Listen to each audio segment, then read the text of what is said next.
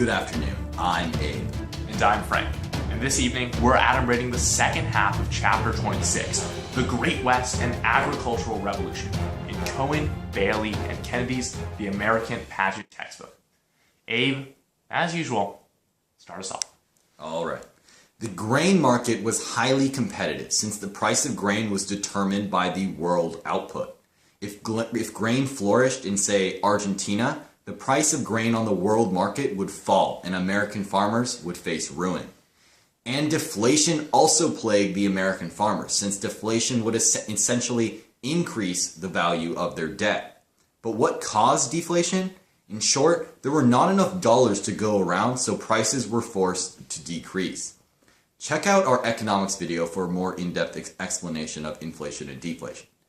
Loaners also imposed outrageously high interest rates on the farmers, further contributing to their ruin. As a result of all this ruin, farm tenancy, or renting farmland, became increasingly popular. Now, Frank, what did the farmers do with all this ruin? Well, they were facing a lot of adversity during this time. Farms were extremely susceptible to natural enemies such as grasshoppers, cotton ball weavers, and worst of all, drought. Additionally, taxes were levied by the government, which jacked up prices of food and made it harder for the farmers to stay competitive. Farmers could have banded together to fight back, similar to what factory workers did by unionizing, but they proved to be too individualistic to be completely successful. But Abe, did the farmers ever manage to band together to fight back against the central government's fiscal policies? Yes, the farmers once again began to demand inflation. So Oliver H. Kelly formed the National Grange of the Patrons of Husbandry. His main goal was to use social activities to enhance the lives of farmers. Furthermore, the Grange founded cooperatively owned stores and warehouses to avoid the oppression of trusts. The Grange also unsuccessfully attempted to manufacture harvesting machines. Lastly, the Grange entered politics with the goal of regulating storage fees and railway rates. As a result, some states had to recognize the rule of public control over private business for the general good. Second, the farmers formed the Greenback Labor Party to appeal for inflation and improve labor conditions.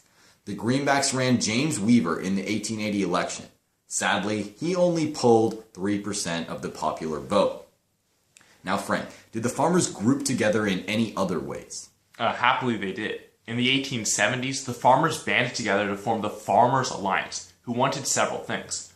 First, nationalization of the railroads. Second, abolition of the National Bank. Third, a graduated income tax. And fourth and finally, a treasury branch specifically dedicated to farmers. This alliance gave birth to the political party called the Populist, or People's Party. They were unique in that they wanted Congress to issue unlimited silver coinage, which would have benefited them financially, an idea vociferously argued for in William Hope Harvey's Coins Financial School. What served to be a manifestation of the farmers' discontent? Well, Jacob S. Coxey, a quarry owner, set out to protest the plight of unemployment. Coxey demanded the government sponsor an inflationary public works program, and he marched with 500,000 followers to the Capitol to protest. Protests also flared up elsewhere, such as the Pullman strike after the Pullman Palace Car Company cut wages by around a third. The workers struck back by stopping railway traffic from Chicago to the Pacific Ocean. Richard Olney urged for the federal troops to be sent to quell the Pullman strike, since the strikes were interfering with U.S. mail transit. Olney had President Cleveland's support, and thus the Pullman strike was brutally crushed with the federal troops. Other workers were outraged, since it was the first time a legal weapon had been used to crush a protest. Also, the workers were further angered since defiant workers could be incarcerated without a jury trial.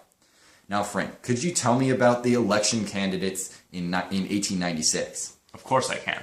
The election of 1896 was the culmination of the showdown between McKinley and Bryan, farmers and business owners. McKinley was the Republican candidate and advocated for the use of silver and gold. He also stated that, quote, the prime function of government was to aid business, not farmers. On the other side of the ring was Bryan, who was repping the Democrats. A passionate advocate of free silver, Bryan delivered his Cross of Gold speech, in which he fervently argued against the use of the gold standard, and instead for unlimited coinage of silver. This led to an influx of populist voters into the Democratic Party, leading the group to become known as the Demo-Pop Party. Abe, this Bryan guy really gets me to stroke my whiskers and wonder, what was he like? Tell me more. Okay, Bryan advocated free silver and gave almost 600 speeches in total to garner support for himself. Eastern conservatives and gold bugs were alarmed and lashed back with epithets such as, "In God we trust, with Bryan we bust." The Republicans, on the other hand, launched a campaign of education and spent the largest sum of money ever on an election, about $16 million. McKinley eventually triumphed over Bryan in the free silver 1896 election, with most of McKinley's supporters in the East and Bryan's in the South and the West. Many workers lived on fixed wages and thus didn't favor inflation, which would likely have resulted from Bryan's election. Hence, they voted for McKinley.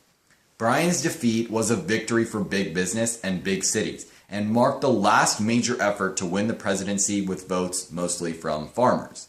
Lastly, after the 1896 election, the Republicans reigned for 16 years, and issues regarding welfare of labor and industrial regulation became the most prominent. The fourth party system emerged in that there were very high voter turnouts and there was close competition between Democrats and Republicans.